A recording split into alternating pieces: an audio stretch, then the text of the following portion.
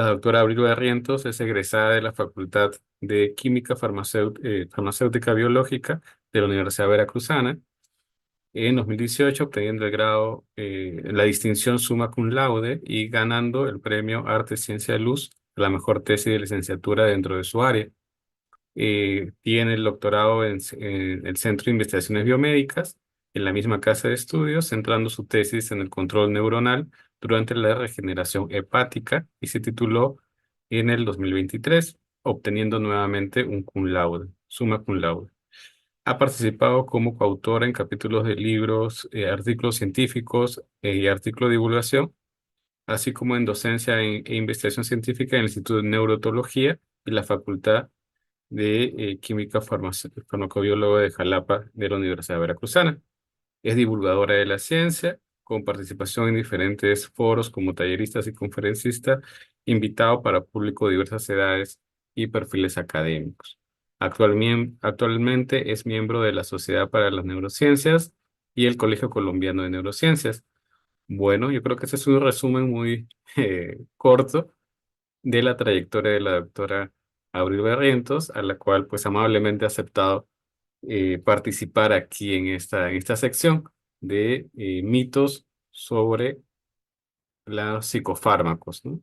Este sería la segunda parte, la primera también lo pueden ver en nuestro canal de YouTube, donde ya la doctora Abril había hecho una dinámica similar, justo con la doctora Flor Caicho, sobre los mitos, de los fármacos en general, ¿no? Pero ahorita vamos a conversar un poco, también debido a que lo habían pedido, mientras que estábamos conversando esa vez, me acuerdo que muchas personas estaban dándonos o generando algunas dudas alrededor ya de los psicofármacos, pero como no podemos salir tanto de de la temática anterior, pues bueno, pero ahora sí vamos a hablar de los mismos, ¿no? Que suele generar mucho interés en las personas que probablemente estén interesadas en las actividades de la Asociación de Estudio Contextual. Pues nada, ¿no? Ya hice una introducción. ¿Qué tal? Buenas noches, doctora Abril. ¿Cómo se encuentra? Hola, buenas noches. Es un gusto saludarlos a todos ustedes. Espero que me puedan escuchar bien. Si algo no se escucha bien, díganme. También tengo la buena, mala costumbre de que hablo muy rápido. Entonces, si ven que voy muy rápido, interrúmpame o me dicen que se los repita y sin ningún problema. Muchísimas gracias por la invitación para estar aquí con todos ustedes nuevamente. Y pues ahora sí, lo poquito, mucho que los pueda ayudar a salir de sus dudas, con todo gusto. Si alguna de las respuestas no me la sé o no nos queda bien clara, les prometo que la investigo y para una siguiente invitación se las aclaro con todo gusto. Y si no, pues también tienen a la mano con el maestro Darwin y la doctora Flower mis números de contactos, mi correo y me pueden escribir sin ningún problema para alguna duda muy particular también. Efectivamente, ¿no? La doctora Abril está muy dispuesta siempre a estar al tanto de la difusión y la divulgación, ¿no? De que esos conocimientos pues también se vuelvan parte de la dinámica de los profesionales y, ¿por qué no?, también de la población en general. Bueno, entonces vamos a comenzar, para aprovechar el tiempo, vamos a comenzar con con la primera pregunta, ¿no? Que es un poco de continuación con lo que hemos estado hablando la última vez dentro de la asociación, que era, ¿qué exactamente es un psicofármaco, ¿no? ¿Cómo podríamos conocerlo, identificarlo, ¿no? Ok, cuando hablamos de psicofármacos, nos vamos a referir a un tipo muy especial de medicamentos que van a estar específicamente dirigidos para tratar los trastornos mentales y las emociones. Por ende, quiere decir que vamos a tratar con medicamentos que van a estar dirigidos al sistema nervioso central y que en el sistema nervioso central van a producir afectaciones o efectos, mejor dicho, a nivel de los neurotransmisores. ¿Por qué? Porque recordemos que son los neurotransmisores los que nos permiten realizar diferentes funciones que van a llevarnos a cabo para que ahora sí que se transforman, por así decirlo, en diferentes situaciones, ¿no? Por ejemplo, tenemos a la noradrenalina, que es un neurotransmisor que está muy relacionado con la vida y la respuesta y también con los factores estresantes. La dopamina, que está encargada de todo nuestro circuito de recompensa, de control de emociones, que está encargado de situaciones fisiológicas como la generación de leche durante el embarazo, Tenemos la serotonina que nos permite dormir todos bien ricos después de que estamos bien cansados del trabajo, o también controlar estos impulsos alimenticios que podemos tener, entre otra variedad de neurotransmisores. Los psicofármacos van a estar dirigidos a estos neurotransmisores y pueden ser dirigidos en diferentes sentidos. Dirigidos para modificar su producción, para modificar los receptores, para modificar sus sitios de recaptura o para modificar alguna estructura que va a permitir o que no va a permitir, dependiendo del medicamento, porque tenemos tanto activadores como inhibidores, que van a hacer que la función del neurotransmisor se altere.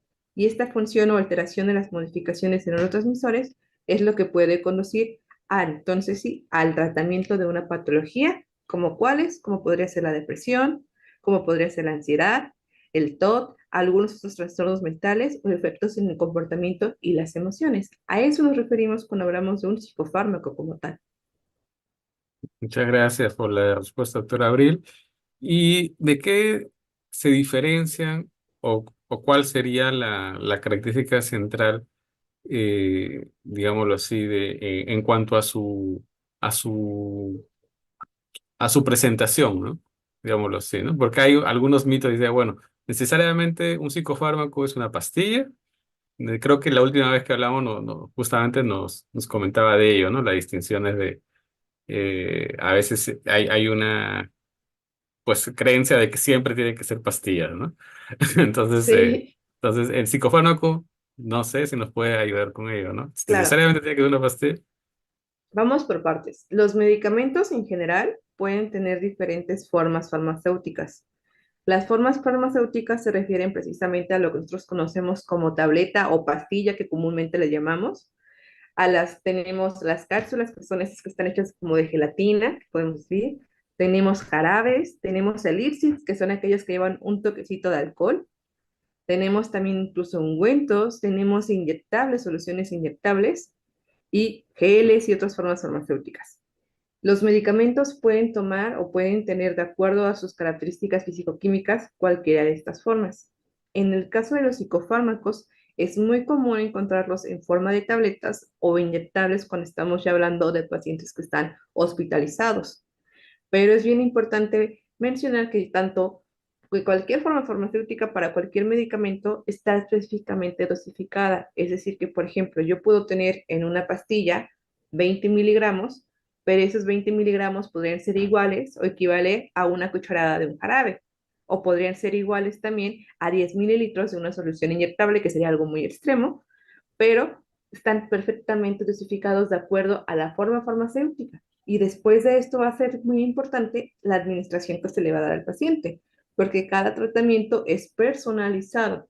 Pero aquí hay algo, un punto súper importante en los psicofármacos, es que se trata de medicamentos controlados.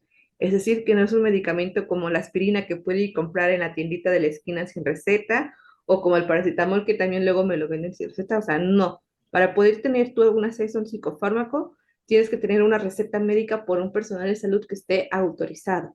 Generalmente tenemos algunos médicos como los neurólogos, los psiquiatras, que son aquellos que pueden expedir ese tipo de medicamentos. En la famosa receta rosa, al menos aquí en México, no sé, imagino que tenemos también invitados de otros lugares, de otros países, entonces tendremos que echarnos un clavado en su legislación, pero al menos aquí en México se necesita una receta especial para que tú como paciente lo puedas consumir, lo puedas adquirir, ¿no?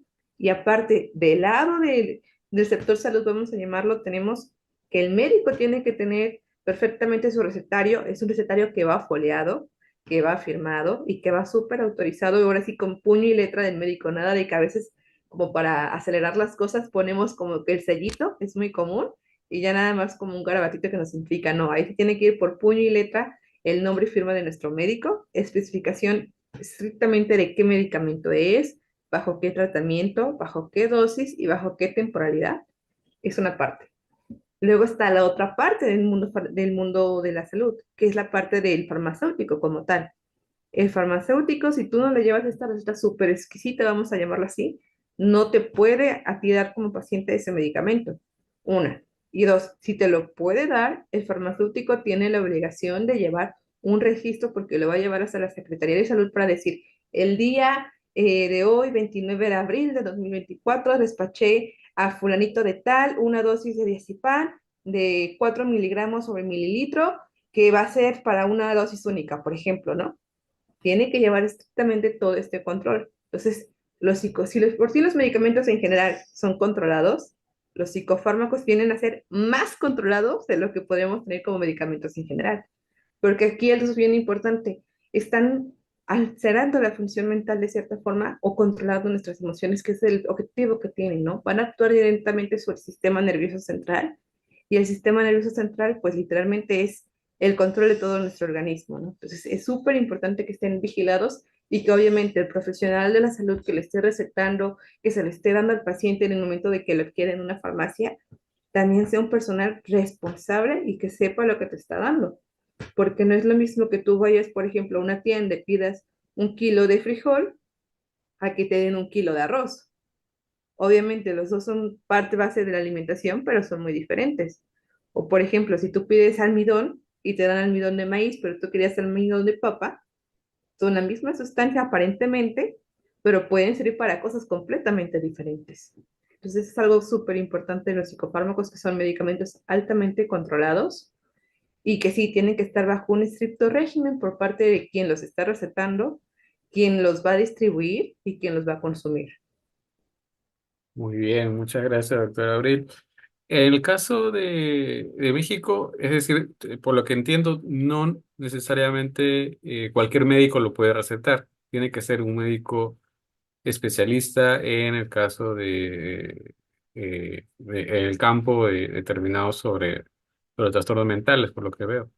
Sí, los psicofármacos tienen que estar dados o recetados, mejor dicho, por un personal de salud que esté calificado. Les te digo, pueden ser desde neurólogos que te llevan un tratamiento básico, o un Ujú. tratamiento básico, vamos a llamarlo así, psiquiatras, incluso algunos médicos generales sí los pueden llegar a otorgar, pero tienen este defecto, ¿no? De que te lo dan bajo una receta especial, les dicen ellos, y aparte, obviamente, no simplemente tu primera consulta, que vayas con X médico, te va a recetar ya inmediatamente el psicofármaco. Para que te receten un psicofármaco y cualquier medicamento o tratamiento médico en general, obviamente necesitas tener un historial clínico con este profesional de la salud, ¿no? ¿Y a qué me refiero con un historial clínico?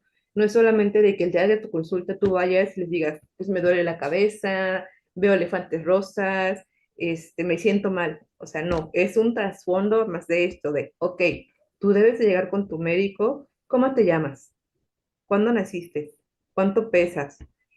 ¿Has tenido algún problema en tu entorno laboral, en tu entorno familiar? Lo que es crear realmente una historia clínica, porque muchas veces hay datos que nosotros podemos pasar como desapercibidos, pero realmente son importantes para que tú puedas entender el concepto general de tu paciente y entonces poder dar un tratamiento que resulte efectivo y complementario para la forma de vida que lleva y que ayude a que esta forma de vida que lleva, este estilo de vida, se mejore, porque siempre hay que buscar la calidad de vida del paciente, ¿no? Mejorar esa calidad de vida. Finalmente, cuando alguien acude a algún médico con algún especialista, es porque se siente mal. Y entonces lo que está buscando es un bienestar para él. Entiendo, entiendo. Bueno, muchas gracias. Y aquí hay una pregunta que es muy frecuente, ¿no? Que ¿es cierto que los psicofármacos pueden generar dependencia? ¿Cómo, cómo se lidia con ello? ¿Todos los psicofármacos o qué clase de psicofármacos? Sobre todo pensando en nosotros, ¿no? Que estamos suponiendo, estamos trabajando con consultantes, con pacientes y de pronto ya nos dicen que están consumiendo determinados psicofármacos. Ok, aquí hay una frase que me encanta, que yo espero que algunos de ustedes conozcan a este filósofo que se llama Paracelso, no sé si lo hayan escuchado, espero que sí, por ahí a quienes llevaron farmacología, estoy segura que lo han escuchado siempre. Él tiene una frase muy bonita que dice, la dosis hace al veneno. ¿Qué quiere decir esto? Que cualquier sustancia que nosotros podemos consumir puede ser nociva para nuestra salud. Y en la actualidad me atrevo a decir que no solamente sustancias, sino también incluso personas, sujetos o algún otro ser vivo nos puede causar cierta dependencia, mientras nuestra exposición sea muy prolongada y descontrolada a esto. Podemos decir que, por ejemplo, alguien que come, supongamos, o que toma muchos vitamínicos de hierro, diríamos, ah, pues va a ser muy bueno, ¿no? Se está nutriendo su organismo. Sin embargo, no sé si ustedes sepan que hay algunas patologías relacionadas con la acumulación de hierro que llega a afectar las articulaciones. Y entonces ese consumo excesivo de hierro que tú en un primer momento pensas que iba a darte algo bueno, ya no es algo bueno, te está dando algo malo. En el caso de los psicofármacos es nuevamente similar. Si bien hay algunos medicamentos, no solamente psicofármacos, sino medicamentos en general que pueden causar cierta dependencia, esto es porque no se sigue realmente el tratamiento que se les debe de dar. Cuando uno empieza a consumir un medicamento, digamos en este caso los psicofármacos, no es algo que se va a hacer de golpe, y tampoco dejar los psicofármacos es algo que se hace de la noche a la mañana. Es un tratamiento paulatino en lo que las dosis van de menos a más hasta que se llega al efecto que se desea y después cuando se retira el medicamento nuevamente es de más a menos. No vamos a decir, por ejemplo, si yo empiezo con una dosis de 2 miligramos, pero yo sé que la dosis que a mí me va a dar el efecto, la dosis que voy a ocupar finalmente va a ser 5, no me voy a meter 5 miligramos en un solo momento, sino que tu médico tiene que ir de poco a más, de 2 miligramos, 2,5, 3, hasta llegar a 5. Una vez que se llega a la meseta que te va a causar ese efecto farmacológico que tú deseas, entonces sí, el tiempo que sea necesario de acuerdo a tu historial clínico, de acuerdo a las necesidades de cada paciente y después este medicamento quizás ya no sea necesario porque el paciente a través de la terapia complementaria, de otras actividades, de este mismo medicamento, este mismo fármaco llega ya a sus condiciones de homeostasis, es decir, de equilibrio, entonces ya no requeriría el medicamento. Entonces hay que quitar este medicamento, pero nuevamente de forma gradual, porque entonces cuando quitas una cosa de golpe, es cuando entonces tú puedes causar estos problemas de dependencia. Entonces regreso nuevamente a lo mismo. Obviamente siempre va a ser muy, muy importante que este tipo de tratamiento esté estrictamente vigilado y lo haga por una persona especialista. Y tenemos la muy mala costumbre, porque a mí me ha tocado también en algún momento, no con psicofármacos, pero otro con medicamento, de que, por ejemplo, me dieron una cajita de paracetamol con, con 20 tabletas, ¿no? Pero a mí solamente me recetaron tomar paracetamol 3 días cada 12 horas. ¿Cuántas tabletas tendrías que ocuparte tú, no? Si son 3 días cada 12 horas, 6 tabletas. Y las otras 14 que traía tu cajita, pues te sobra, ¿no? ¿Y qué pasa al rato mi hermano, mi prima, mi vecino me dice, me duele la cabeza, tengo fiebre. No te preocupes, yo te paso esto que es bueno para esto, ¿no? Ese es uno de los peores errores que podemos hacer, porque no conocemos la situación que tiene nuestro familiar, nuestro vecino, y si ese medicamento va a ser adecuado. Aparte, también ahí se incurre en una falta administrativa por parte del personal de salud, porque al menos, por ejemplo, el farmacéutico tiene la obligación, tanto el farmacéutico como el médico, de recetarse solamente lo que vas a necesitar realmente para tu tratamiento. Algunos países como Canadá, por ejemplo, tienen una política farmacéutica súper bonita, porque si allá te dicen que vas a ocupar 6 pastillas para tu tratamiento, el farmacéutico solamente te da esas 6 pastillas nada más, No te da la caja. no te da la caja, no. Y aquí Ok. en México, Sí. tristemente, muchas veces luego sí te dan la caja, no sé cómo sea en sus países donde se estén viendo, pero es algo que todavía es muy común. O incluso en las farmacias luego se ve la promoción, 2 por 1 en cajas de paracetamol, 2 por 1 en vitaminas, ¿no? Y uno puede decir, ay, qué ofertón, me conviene, pero realmente no. Es ahí donde tú tienes que tener esa conducta de que el tratamiento debe ser personalizado para cada uno de los pacientes. También en México a mí me tocó, tuve la oportunidad de estar haciendo prácticas profesionales en un hospital donde se tenía la farmacia comunitaria. Y ahí sí lo que se hacía es prácticamente tanto a los pacientes ambulatorios como de piso, se les daba solamente lo que iba a ocupar para su tratamiento, ni más ni menos. Entonces regresamos a esto, ¿no? Que tiene que haber un control muy estricto de lo que se está dando y cómo se está dando para que sepamos tanto el paciente, el médico y los farmacéuticos cómo se están distribuyendo estos medicamentos, estos fármacos y con qué finalidad.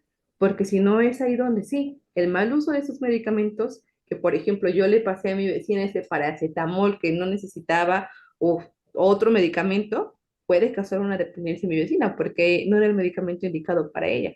Entonces, habla mucho también de esta parte cultural que tenemos que ir cambiando sobre el uso, el consumo y la distribución de los medicamentos, tanto por parte del personal de salud como de los derechohabientes y los pacientes que estamos consumiendo este tipo de sustancias.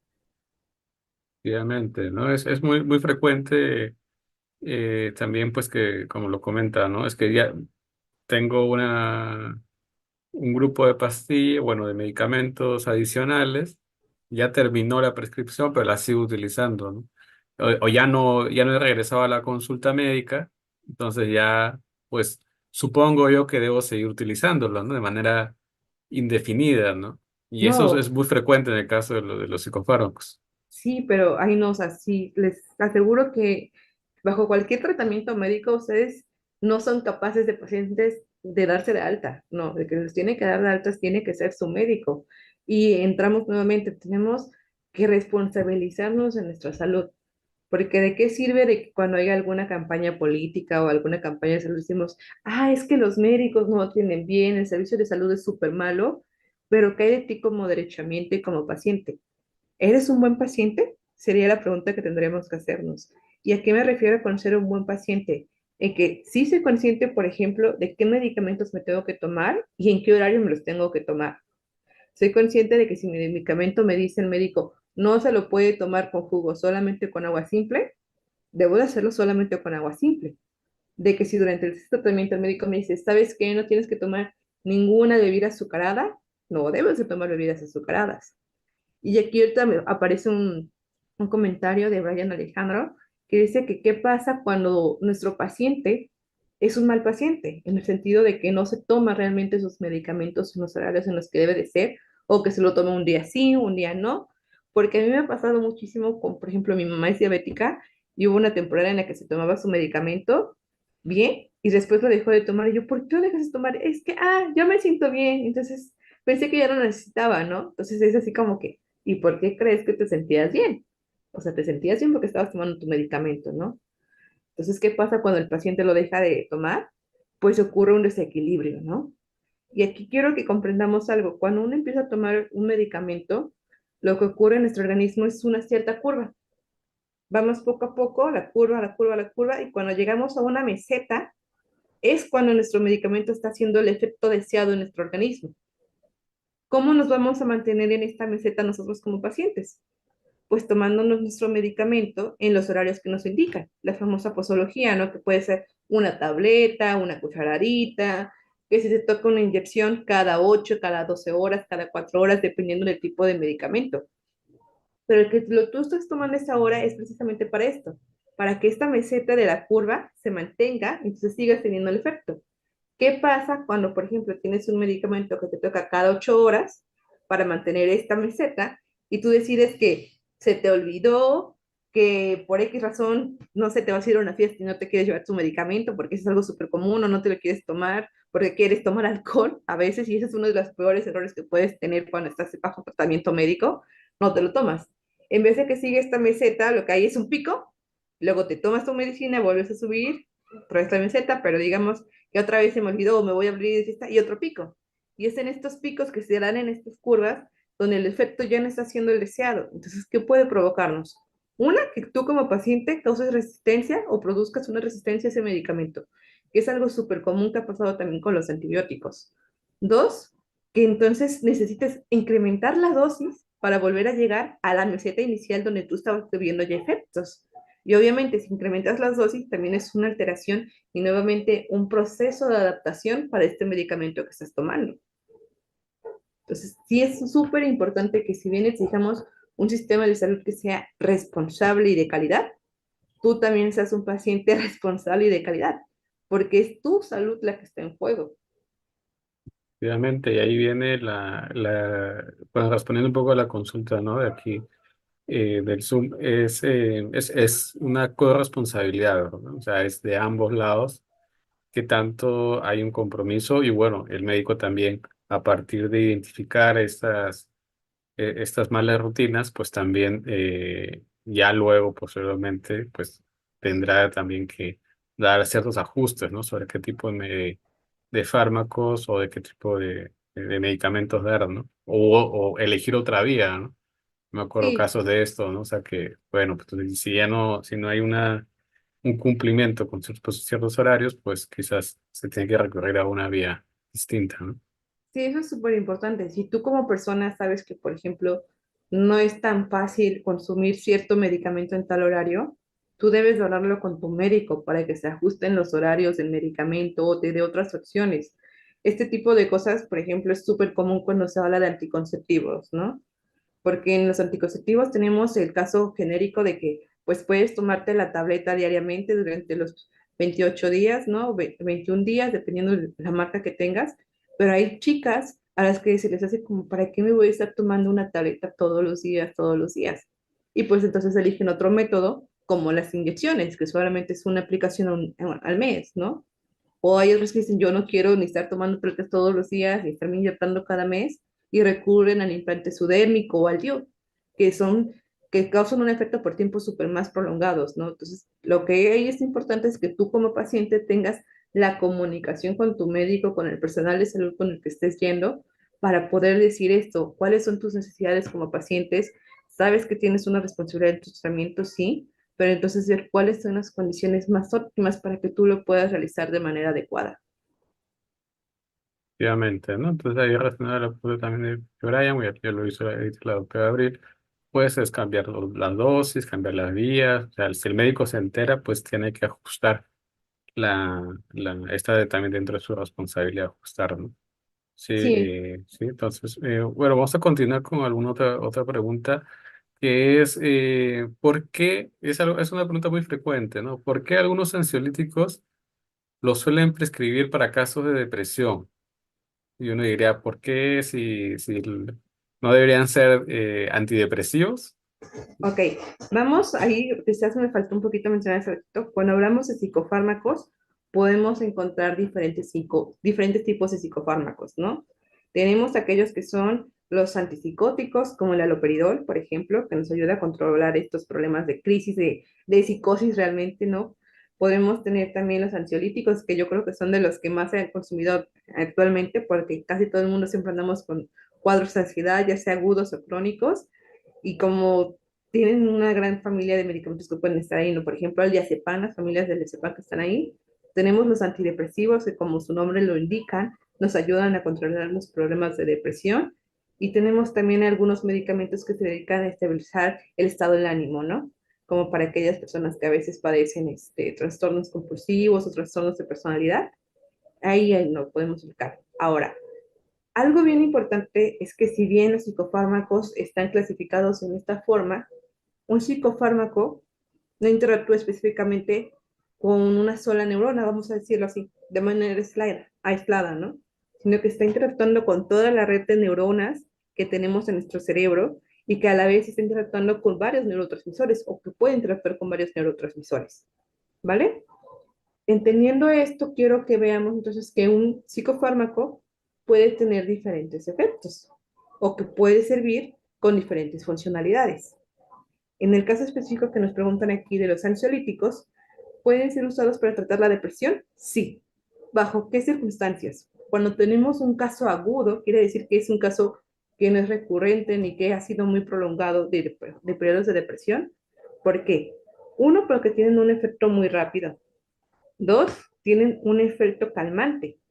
Y tres, no se va a quedar como un tratamiento perpetuo para este periodo de depresión, ¿no? Ahí lo que entra es la evaluación del paciente, ver qué tipo de estado de depresión está enfrentando, si se trata de un cuadro agudo, que les digo yo que es un cuadro momentáneo, por así decirlo, si es bien un cuadro ya crónico que lleva mucho tiempo desarrollándose, y entonces ahí lo que podemos hacer es ocupar el ansiolítico como un tratamiento inicial que nos va a ayudar a que nuestro paciente se relaje, a que sus niveles de dopamina y serotonina, que son los neurotransmisores que están más alterados ahí, también se vayan modificando para llegar nuevamente al estado de equilibrio y entonces tendríamos un tratamiento inicial. Podemos ver cómo responde nuestro paciente y de ser necesario entonces sí, irnos a otros antidepresivos como la fluoxetina, la citralina, que nos pueden dar quizás un efecto mayor para casos severos de depresión, ¿no? Pero no son, o lo que quieres que no se casen con la idea de que un solo medicamento es solo para una cosa. Si nos fuéramos, por ejemplo, a un caso más común, si nosotros nos tomamos un paracetamol, no solamente es porque nos duele la cabeza, puede ser porque nos duele el dedo meñique del pie y también tiene un efecto, o puede ser porque tenemos un caso de fiebre y también va a tener un efecto. Y podríamos decir, pie, cabeza y fiebre están completamente disasociados, no tienen que ver uno con el otro. pero un mismo medicamento no sirve para tratar las tres cosas. En el caso de los psicofármacos también puede llegarse a dar este caso, pero lo que tenemos que ver es en qué momento se da esta situación. Les repito, en el caso de los ansiolíticos, pueden ser utilizados como un tratamiento inicial o un tratamiento complementario para los casos de depresión o el tratamiento de depresión.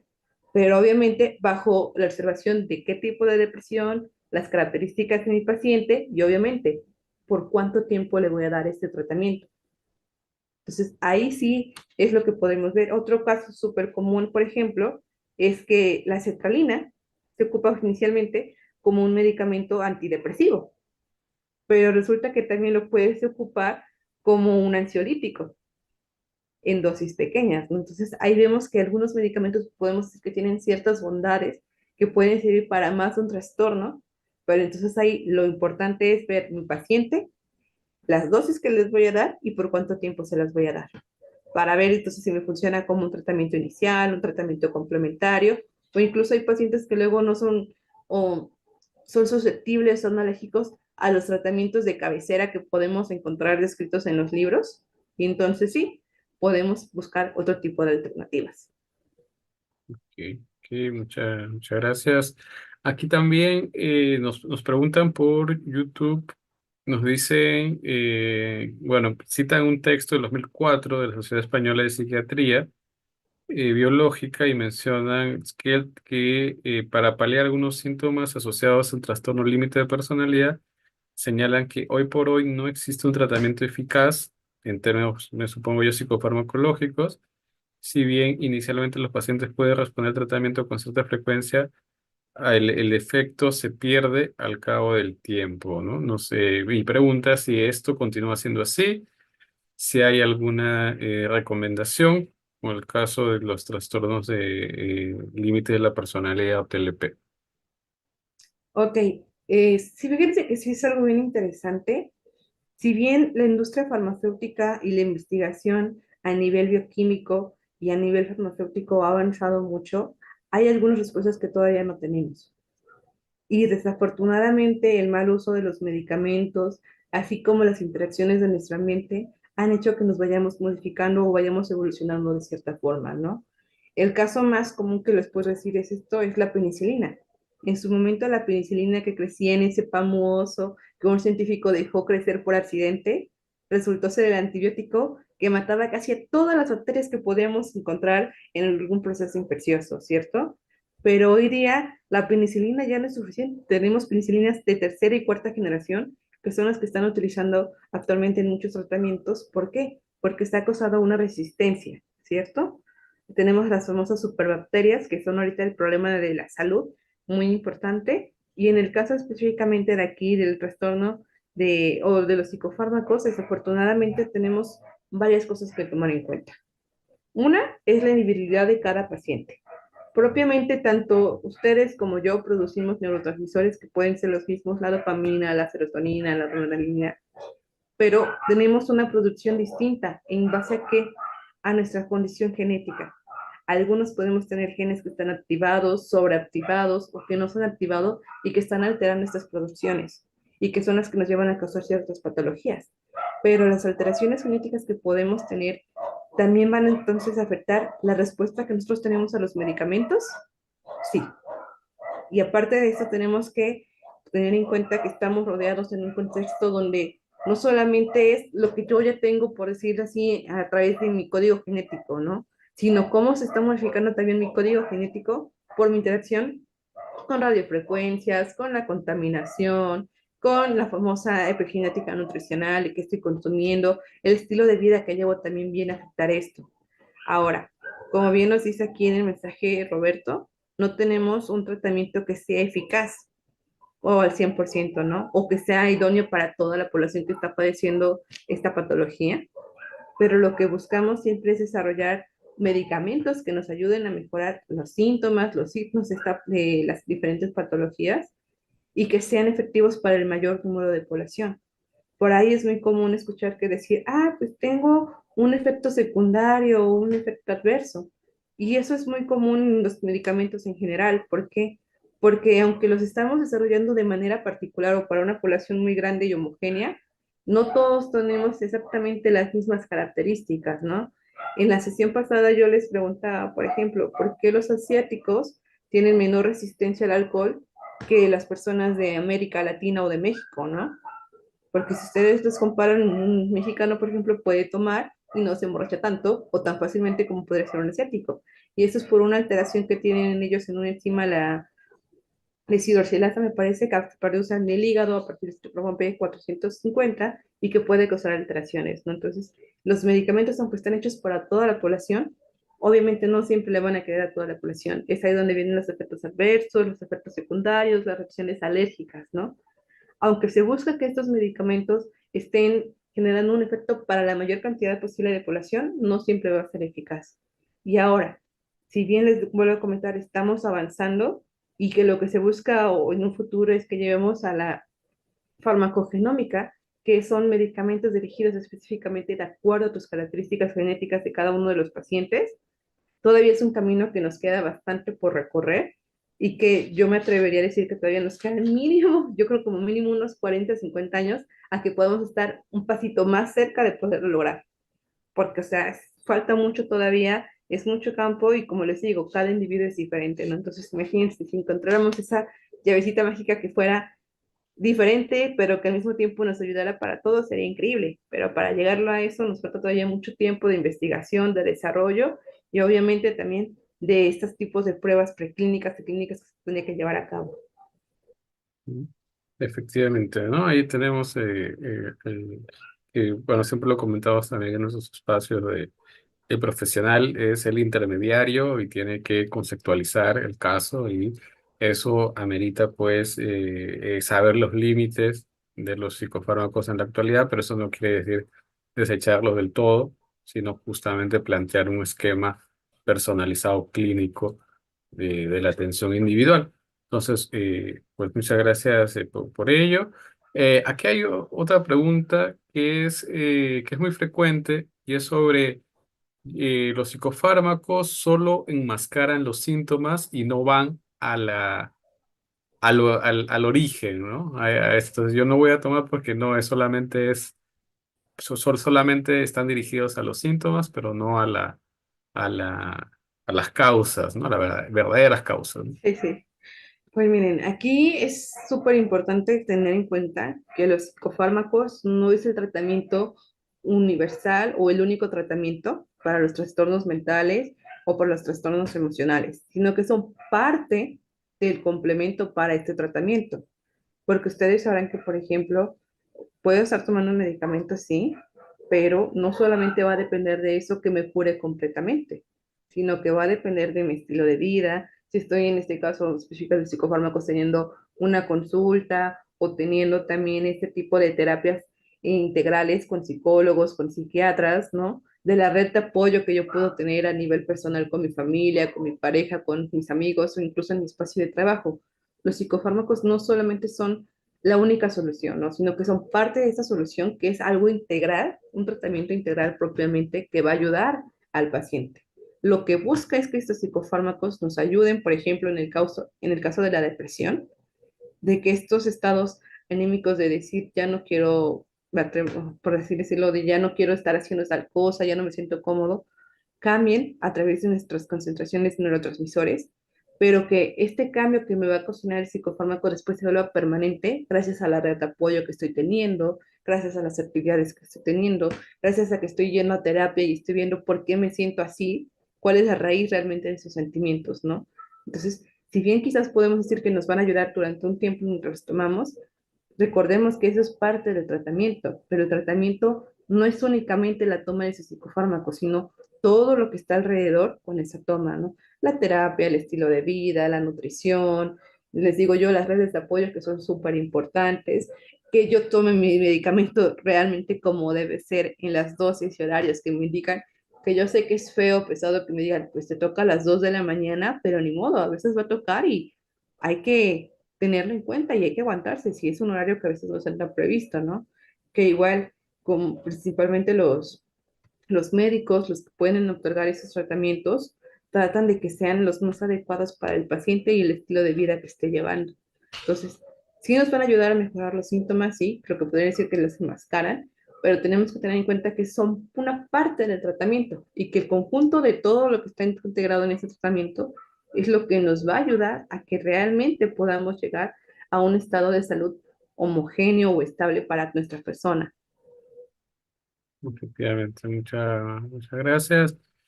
Hay otra pregunta y es muy frecuente en la consulta y es el miedo a estar dopado, ¿no? Es decir, si tomo psicofármacos necesariamente significa que voy a sentirme dopado o si hay alguna relación entre el consumo de psicofármacos y la sensación de embotamiento o aplanamiento. ¿Es cierto? ¿Con cuáles sí? ¿Con cuáles no? Ok, aquí lo que quiero que veamos o que tengamos muy en claro es que los seres humanos y los seres vivos en general somos seres que se están adaptando. ¿De acuerdo? En un principio yo les diría, los seres humanos ya caminábamos en dos extremidades, ¿no? ¿Verdad? Fuimos evolucionando y cambiando y nos fuimos adaptando a las nuevas necesidades. Los seres humanos ocupábamos inicialmente zapatos, vestíamos ropa como tal. No, ha sido un proceso de adaptación. Y en el caso de los psicofármacos también este es un proceso de adaptación donde tú cuando empiezas a tomarlo sí puedes sentirte, digamos, en este estado de dopado o de que estás como que, vamos a decirlo, embotonado, pero no es algo que tenga que estar presente durante todo tu tratamiento.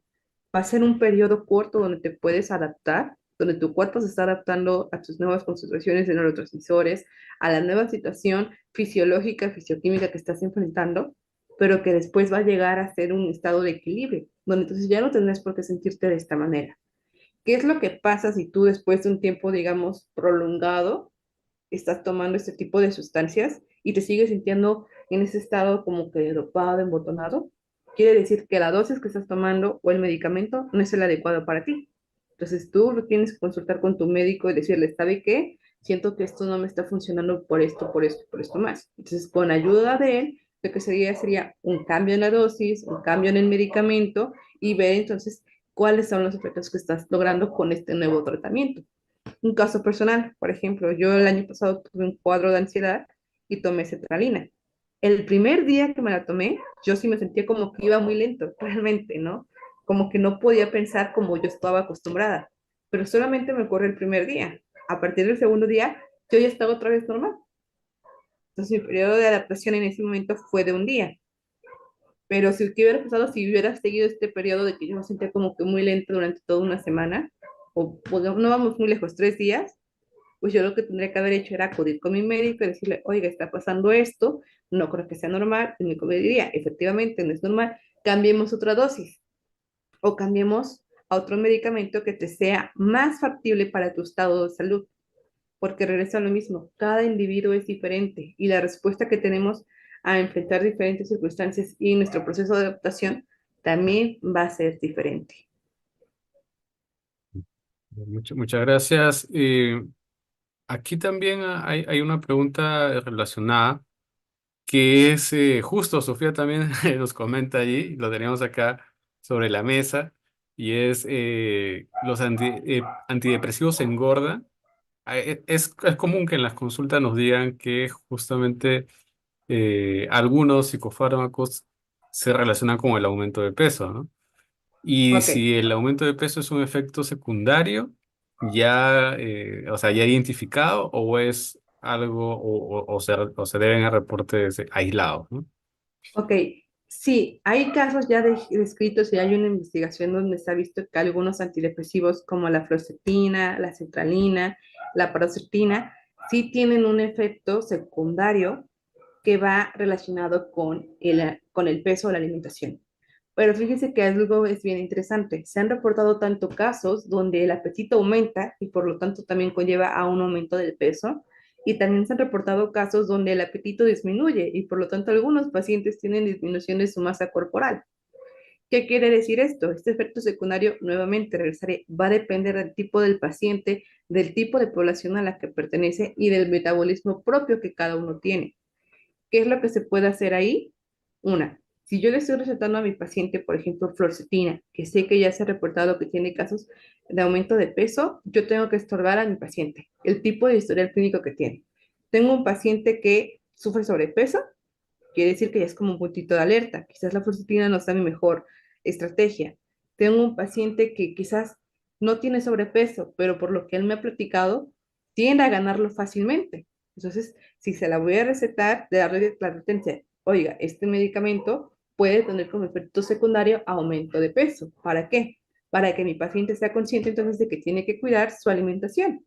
Y quizás si todavía no tiene bien controlado ese aspecto, sea necesario que acuda con un nutriólogo que le desarrolle una dieta que sea basada a su estilo de vida y a las necesidades que él tenga para cumplir con su carga de energía alimenticia y que también no sea afectado por la fluoxetina, pero que le permita tomarla para tener el efecto deseado.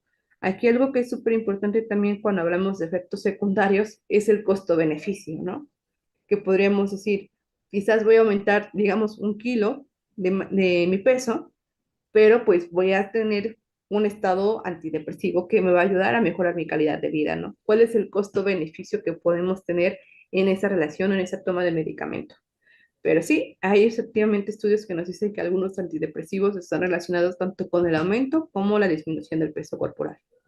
Ahí lo que se busca entonces es que si se tienen esas alertas, se conoce la historia de ese paciente, les repito, entonces darle a conocer al paciente los efectos secundarios que puede tener y tú también como médico o como paciente tomar medidas preventivas para eso, ¿no? Quizás si ya me dijeron esto, pues mejoro mi dieta, voy al gimnasio, salgo a correr, hago un poquito más de ejercicio para que vea yo que no me afecte en ese sentido. Muchas gracias, doctora Abril. Aquí nos pregunta María Villaizán Quintana, ¿cómo funcionan los psicofármacos a nivel neuroquímico para modificar los procesos biológicos asociados con los trastornos mentales? Es una pregunta bien amplia y creo Sí, que eso se toma, pero quizás, no sé si nos puede acercar a algún ejemplo muy, sí, muy claro. puntual, ¿no? Mm, Vamos a ver, por ejemplo, la dopamina, ¿no? La dopamina, para empezar, es un neurotransmisor que se obtiene a partir de un aminoácido que se llama tirosina. Este aminoácido se puede adquirir tanto de la dieta, es decir, en los alimentos que consumimos, y también nosotros lo metabolizamos, es decir, creamos nuestra propia molécula, ¿no? Una vez que se tiene esta dopamina, viaja por diferentes transportadores hacia las neuronas. Cuando se internalizan las neuronas, supongamos o podemos decir que es la materia prima para producir diferentes neurotransmisores. A partir de la tirosina, específicamente de la L-tirosina, porque recordemos que en química podemos tener moléculas que se parecen o que tienen esta cualidad de espejeros, que se conocen como isómeros, y que dependiendo de eso pueden causar muchísimas alteraciones. Por ejemplo, el caso de los niños foca que nacieron hace algunos años, era por un medicamento que estaba inicialmente desarrollado para combatir los vómitos durante el embarazo, pero que el isómero que se estaban produciendo tenía efectos mutagénicos, ¿no? En los bebés. Entonces, súper caso porque ahí veían que era un isómero, ¿no? Bueno, regresándonos a esto, la L-tirosina se internaliza en las neuronas y empieza un proceso de síntesis de diferentes neurotransmisores. Por ejemplo, de la L-tirosina tú puedes obtener la dopamina, la noradrenalina y la norepinefrina. Son tres neurotransmisores que pueden hacer diferentes sustancias. Vámonos entonces con que nuestra tirosina está diseñada para producir la dopamina. Una vez que yo produzco mi dopamina, esta supongamos que va a ser mis axones neuronales y esta va a ser mi neurona posipnática o presipnática y posipnática. A través de esto se van a liberar vesículas que contienen el neurotransmisor y que van a llegar a esta neurona posipnática que van a unirse a sus receptores. En el caso de la dopamina tiene diferentes receptores que se denominan D1 al D7. Cada uno de estos receptores tiene una función específica, es decir, que pueden activar un proceso en especial. ¿Qué es lo que va a causar nuestro psicofármaco? Puede ser una modificación para que mi neurona presipnática, el neurotransmisor, no se sintetice, es decir, por ejemplo, hacer que la L-tirosina no llegue a la neurona propiamente. Puede hacer que se produzca, pero se produzca mal y el cuerpo en su sabiduría sabe que si una molécula o una proteína está mal producida, no se debe de sacar ahora sí, digámoslo de cierta manera, al mercado. Entonces lo que hace es reciclarla y eso va a lenterizar el proceso.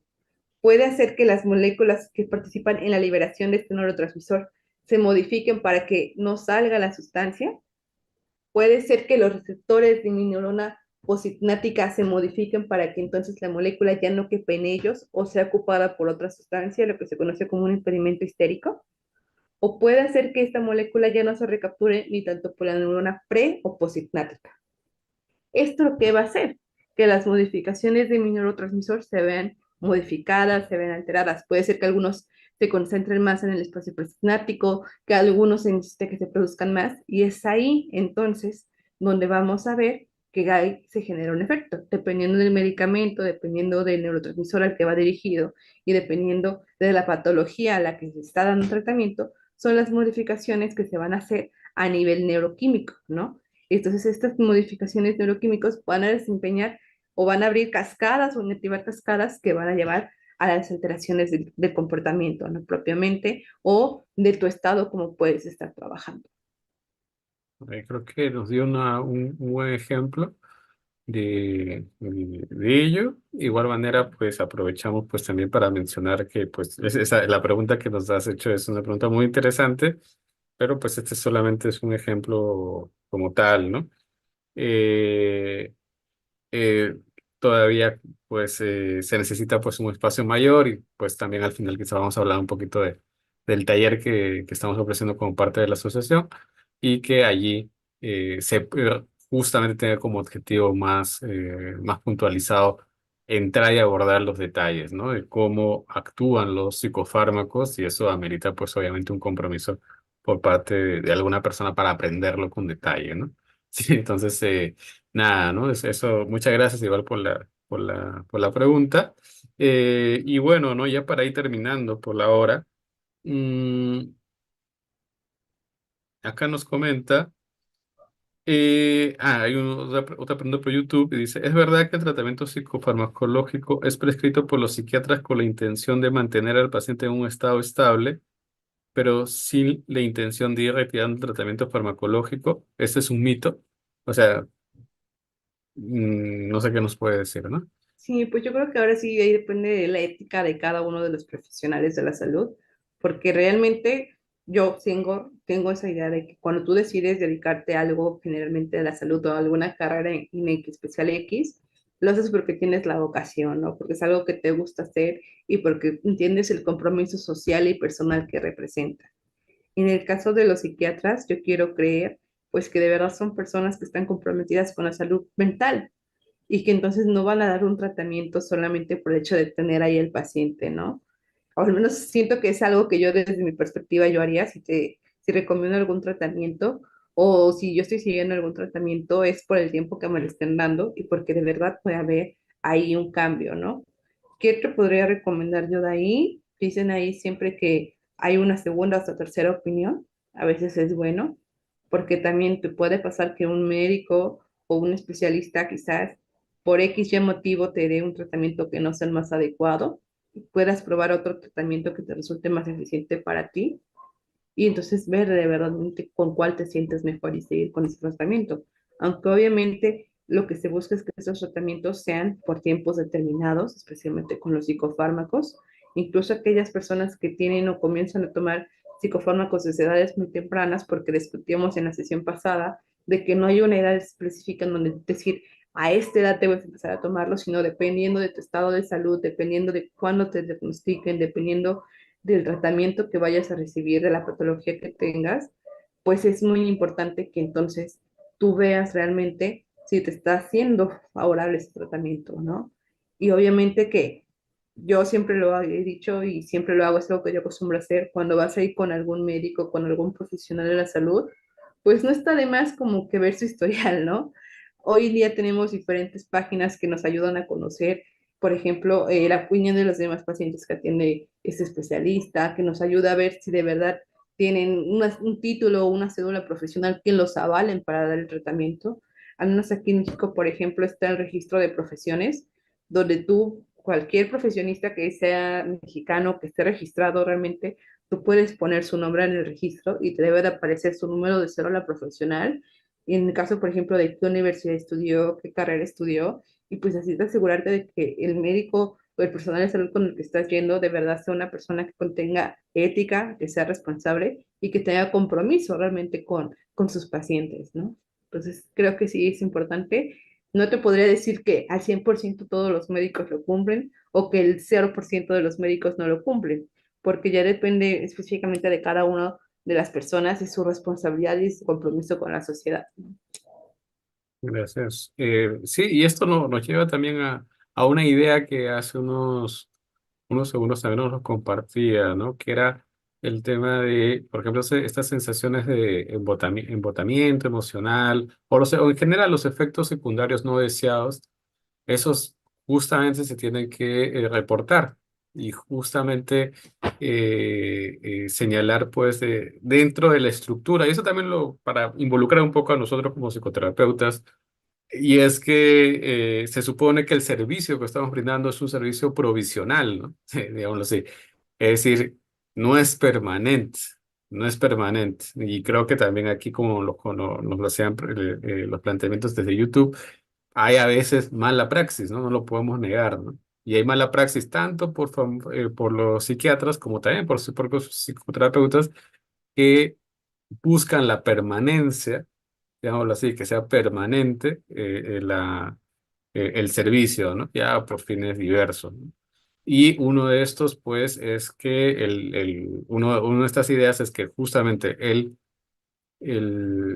consultante, el paciente, tiene el derecho de reportar al médico justamente cuáles son los efectos negativos que está teniendo para que lo analice y cambie la dosis, ¿no? Y por ejemplo, uno de esos efectos secundarios negativos puede ser el aplanamiento o puede ser el aumento bueno, De del peso, peso, ¿no? ¿no? El Creemos. aumento de peso que hemos estado hablando, ¿no?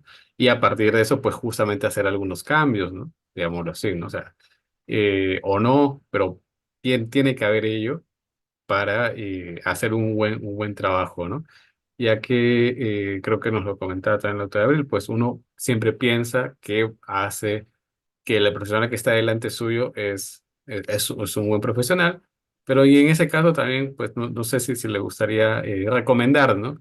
Entonces, si nos está pasando algo ahí que, o sea, como que tenemos efectos secundarios con los psicofármacos, ¿qué recomendaría? ¿Qué sería el primer paso que recomendaría?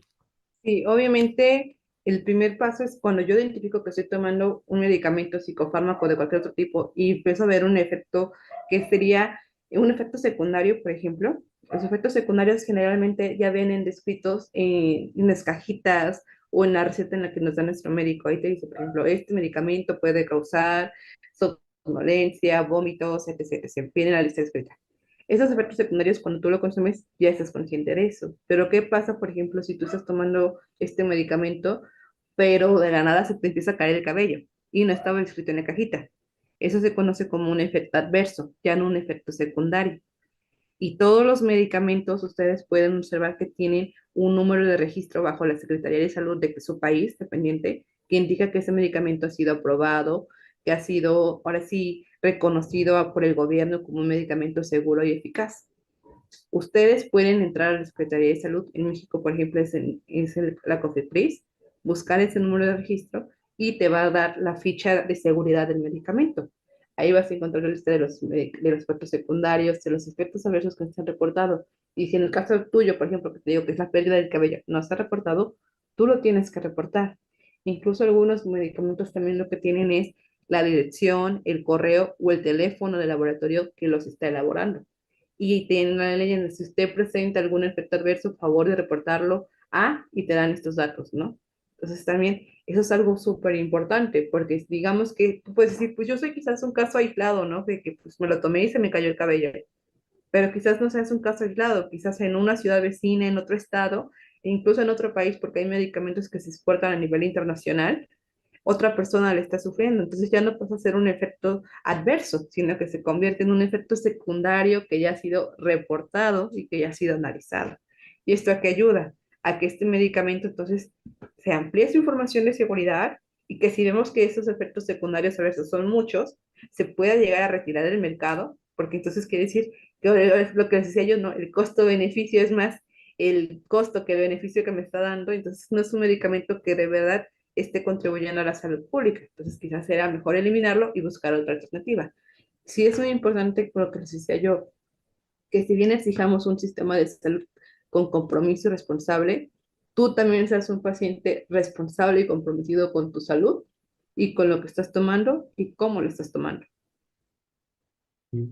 Aquí hay una otra pregunta de Evelyn. Dice, ¿qué tanto influye si son medicamentos patentes o genéricos? ¿No? Ya vamos a ir terminando. Y ahorita quizás esto lo podemos responder.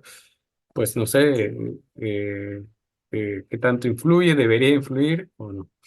Ok, en teoría no debería influir. Déjenme les platico por qué. Un medicamento de patente es un medicamento que ha sido desarrollado por un laboratorio farmacéutico en especial. Vamos a suponer que mi laboratorio, el laboratorio A, desarrolló una molécula de paracetamol. Este paracetamol lo formuló en tabletas o en pastillas, si ustedes la quieren llamar, que son blancas y que son de 10 miligramos.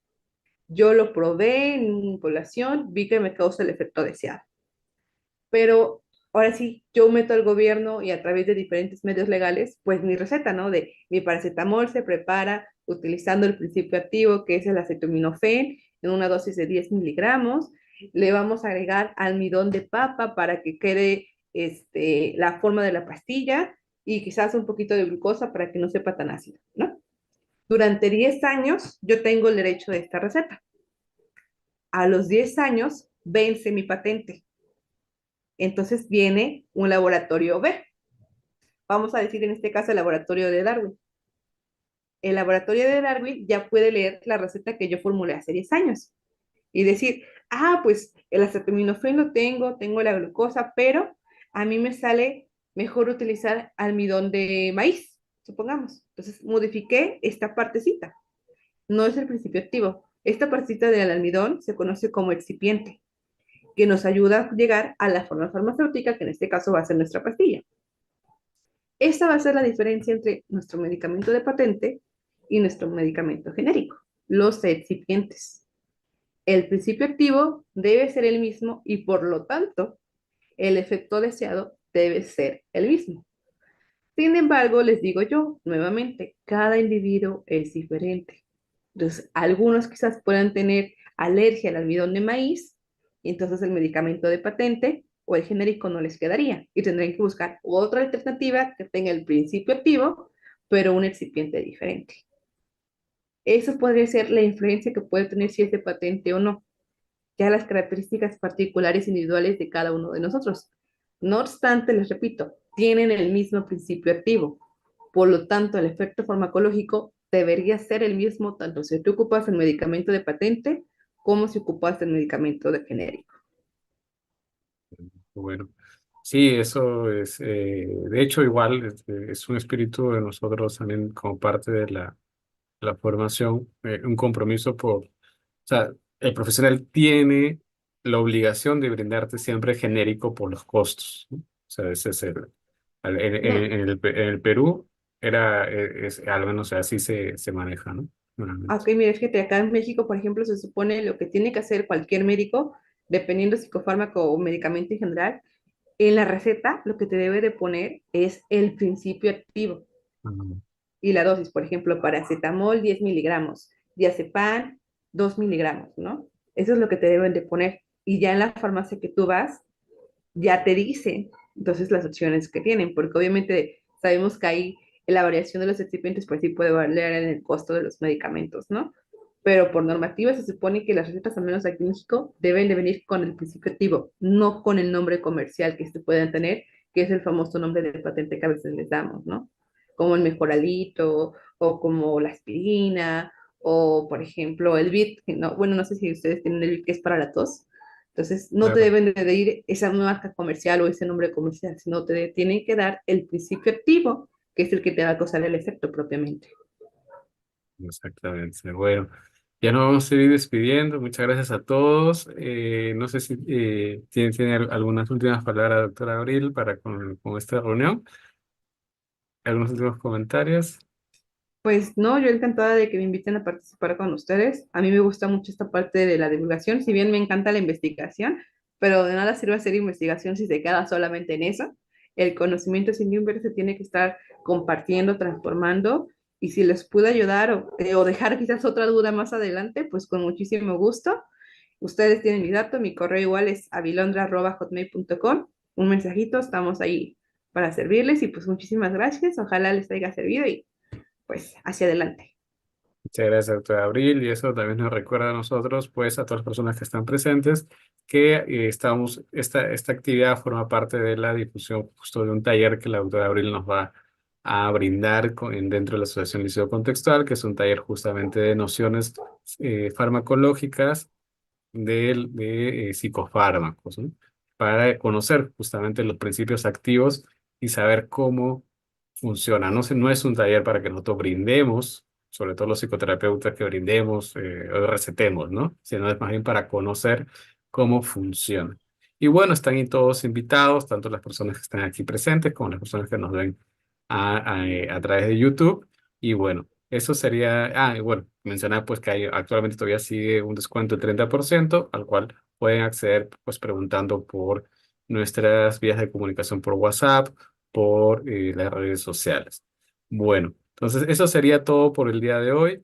Muchas gracias a todos. Espero que hayan conocido un poco más de los psicofármacos y también que hayan disfrutado pues de la manera muy amable que siempre responde la doctora Abril y ya nos estamos viendo hasta otra oportunidad.